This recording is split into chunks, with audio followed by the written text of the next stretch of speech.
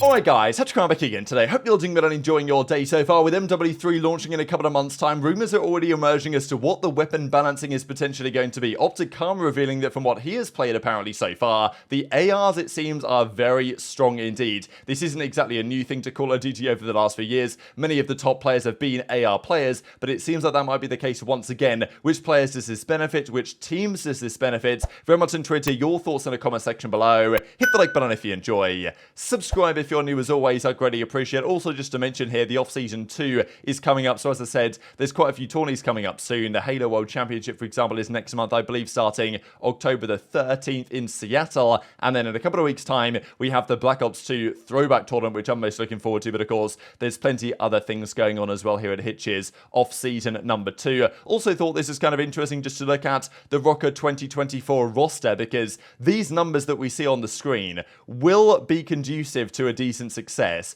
if Lins can drop these numbers in the Pro League. And this is the thing that, you know, you've got to worry about here, is that Awakening's numbers, sure, they're pretty good this last year, and they will continue to be good. Accuracy's numbers weren't that good this last year, and they'll probably continue to be like that. And Accuracy has his formula, right? An AR that needs some molding, an SMG that has some experience on his hand, and then like kind of a rookie up-and-comer that needs a bit of, you know, molding, but also has a very high ceiling. Like, this is Accuracy's formula for success, and he will try and run it back again on Rocket. I'm not so convinced, personally, this is going to be great, but you know, these were Linda's numbers, for example, in challenges last year in terms of just pure KD and damage and stuff like this. And sure, it's possible to have great numbers in challenges, more so than it is in the main CDL, because the competition is going to be better. It's the likes of Hixie was, you know, a 0.95 player in challenges. He's not going to come into the Pro League and drop a 1.1, right? That's just not going to happen. So, you know, if Linda's dropping a 1.25, 1.2 in challenges, what can you expect from him in the CDL? Probably not quite that, but still something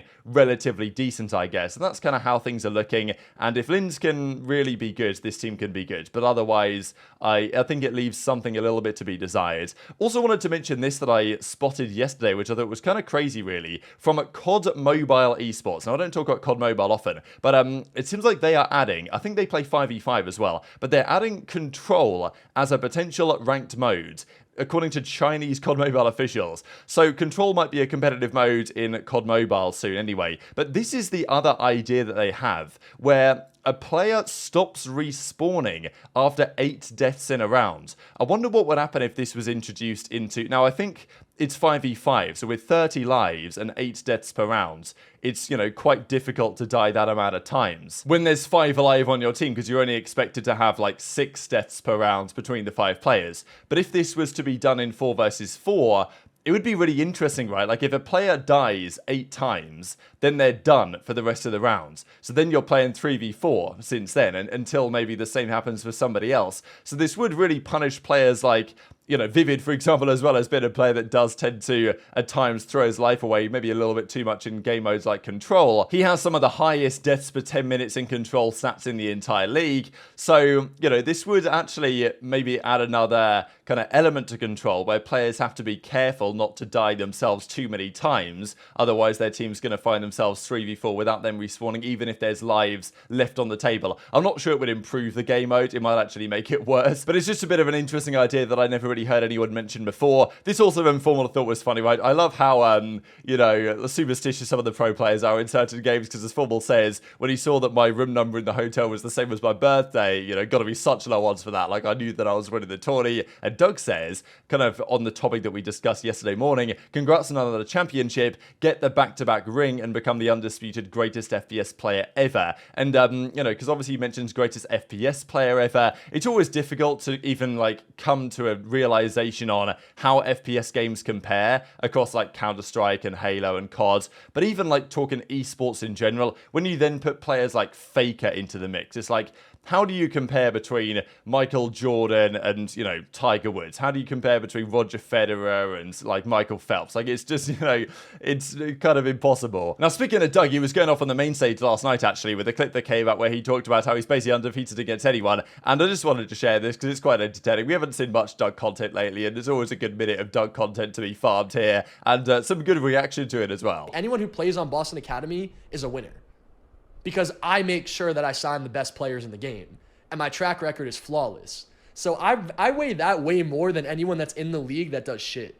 Because if you're in the league and you do shit, I've seen that for 2 years. You come into challengers, you lose every single map you play to me, and then you lose on LAN to me every time.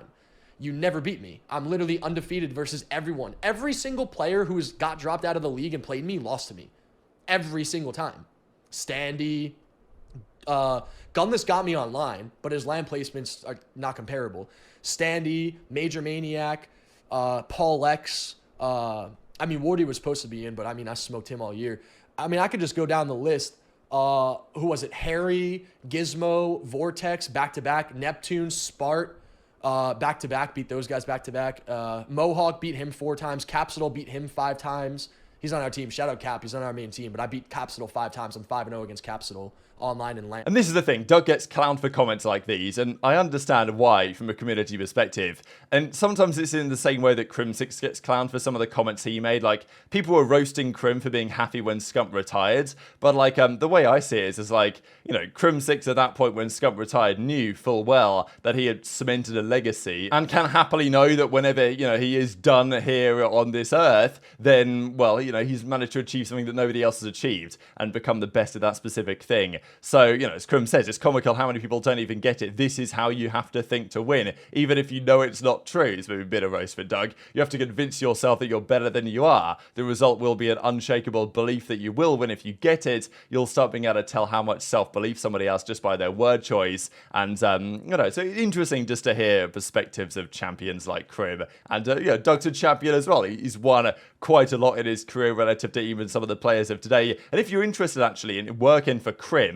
he's opening up the door for people to make content for him, right? So he's got some ideas for content that he wants to do, and he's he basically says looking for an editor for YouTube and vertical format. So if you guys are interested in putting out content for Crim, then be sure to get involved with that one. Now let's talk about some of the content that's been happening over the last couple of days, especially on the Modern Warfare 3 future. So Karma was watching, as were the OpTic guys, the Halo tournament that just went down that OpTic managed to win, with Formal getting the MVP at the end of it. And during this series, Space Station Quadrant, this was in the losers brackets, Karma was talking about the ARs in Modern Warfare 3. Now, I don't know what you guys think about this clip, because Karma surely should have known that Scump's stream was going to be live, even though he says, oh, like, I didn't really realize. And then, of course, he goes on to discuss, or just before that he discusses, his perspective on the ARs and MWIII. Now, would he have played this game yet? I mean, it's quite possible that he has, but it's an interesting one if he has, just because we believe the players went out to California to play that at the Sledgehammer headquarters a while ago. Whether anybody else has played that's, you know, online or something, I'm not really sure. But whatever you think about what Karma says, his belief seems to be the ARs are looking very good. Now, the way he describes this is like, oh, with the way the ARs are looking, you need to drop Zinni from your kind of kickoff team. So, and some would read this to say, oh, well, he's saying that they're bad because, you know, you're going to need someone better than Zinni because the ARs are bad. I read it more like the ARs are so good and important that you're going to need somebody better than Zinni. So he's roasting Zinni. It's all in jest, obviously, but still the point stand. Good Seth, I played MWIII the other night. You might have to get rid of Zen for the kickoff. What? Yeah, I don't know. The ARs? MWIII, what do you mean? Over it, buddy. The ARs. What MWIII are you talking about? Damon, you're talking to a back-to-back kickoff champion. You know that, right? I forgot we were live. Kickoff champions. Oops. Yeah, I was just saying, there's no way you played MWIII, bro. What do you mean? Now you're just like getting me to, you're gonna get me in trouble. They're all saying you leaked, but I think you're just fucking trolling. So if you guys missed this a little while ago now, there was a bit of drama here really, because Scump came out and mentions that the kickoff team when the game launches that he's going to have with OpTic, so that's Pred, Shotzzy, Scump and Zinni. That's their team of 4. And Karma basically came out and said, like, you know, why are you playing with Zin? Get me in instead on that AR role. And now he's kind of doubling down, Karma, and he's saying, look, you know, these ARs are so good, get me in. Now, this isn't really a surprise if the ARs are the dominant force. We have seen in general for the last few years, the ARs have been the better weapons. I mean, Black Ops, let's just say Black Ops Cold War, for example. Now, MW19, the MP5 was the best gun with 10mm, but without 10mm, when they did GA it, then the M4 probably took over. Then Cold War, I mean, the XM4 was the best gun at the start, then they had to ban it because it was so good. And then I think it was kind of in between. I think the 74U that season was probably the best gun in the game personally. But ever since then, Vanguard, the auto, was ridiculously good, to be honest. And I think we've seen that played out in the majority of the KDs we see. Now, the AR player KDs are always generally going to be a bit better just because of the role that they tend to play. A little bit slower, setting up on head glitches, stuff like this. And this is why it's so impressive when players like Scump in the past, and as of today, players like HyDra and Pred and aBeZy and others are able to do what they were able to do on the SMG. But if you look at a list of like top 10 KDs of the season, you will expect 7 or 8 of those to probably be AR players. And it's pretty much the same story this year as well. I mean, of course, Scrap, Cell, Dashy, Sib, Drazah, Octane, players like this will be in the conversation. And then a lot of the SMG players won't be quite there. I mean, even Donny Temp had pretty good stats this year, and there's only a few SMGs that can match up to that. The likes of HyDra, Pred, aBeZy,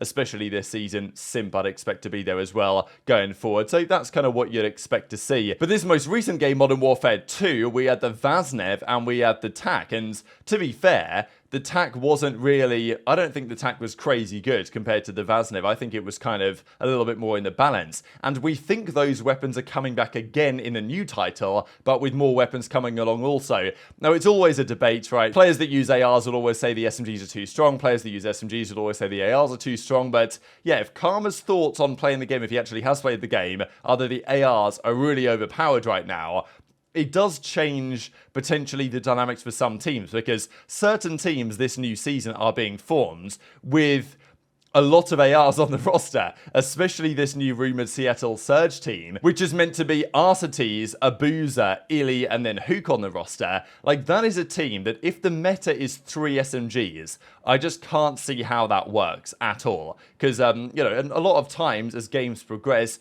you'll see it move towards like 3 SMGs in the meta and stuff like this. But if the meta is 2 ARs, 2 SMGs, or even in certain situations, more ARs than SMGs, as we used to see, let's say, back in Infinite Warfare early on when the K-Bar was just the primary weapon that everyone would use, or even in Advanced Warfare when it was just BAL Warfare for the first part of the game and nobody even bothered using the ASM-1, then, you know, this does favour teams like that. Teams that are built around their SMG presence, which is certainly some of them, are still going to be fine, because I think generally it's easier for SMGs to pick up an AR and play a little bit slower than it is for an AR player to pick up a sub and go faster. But, you know, if this is true, it might mean that teams like Surge might not be as badly positioned as I feel like they probably will be. But it probably also means that certain individual players get to look really good this season, right? I mean, the likes of Cellium, Scrap, Dashy, especially some of the big heavy-hitting ARs that are expected to drop big numbers, big damage, might be in even better positions to do exactly that for the upcoming season. So yes, AR slaying is going to be an important factor, and if you don't have a good AR slayer, that really might set you back this upcoming season. Might make things difficult for SMGs, but it's early days. It's difficult to tell whether Karma's really got the full picture of this, or whether there's other SMGs in the game that he hasn't yet tried that actually might be better than at the ARs that he was using. And just before we close up, wanted to mention this, because a couple of weeks ago now we talked about this Call of Duty Esports Iceberg. Again, if you haven't seen Iceberg ideas in other kind of genres, it basically goes through a list of like memes or theories or kind of things that have happened in COD esports history that go from being very well known to very kind of you know, not well known and hidden in the weeds, and get into the more conspiratorial stuff. So aBeZy did a fantastic job breaking down an iceberg and making a video on it over the last couple of days. Well, it actually took him several months of hard work here, but it came out over the last couple of days. So yeah, drink you guys to that one. We'll make probably one on Breaking Point as well in a few months time as well, and it's when we do make it, it's probably going to be absolutely mega with as much stuff as we can possibly cram in there. But hit the like button if you enjoyed, subscribe if you're new, take care, and I'll see you next time.